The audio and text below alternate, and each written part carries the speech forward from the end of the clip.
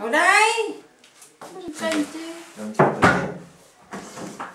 Để phải thắt ra đây ra.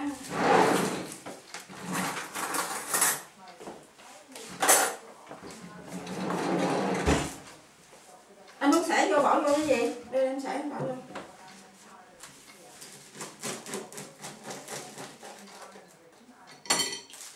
Má làm cho con được không? Chắc hả? Con cũng như này. Anh ăn một cái mì hay 2 cái? Một cái hả? Một cái là bỏ hết luôn đó nhé. Sao ăn ít thế? Ăn ít. Ăn ít cho ngon biết rồi. Rồi.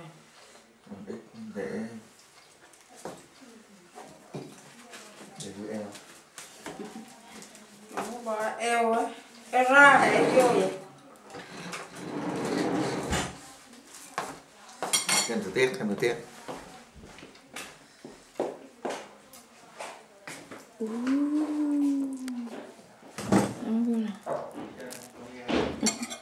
Sao thế?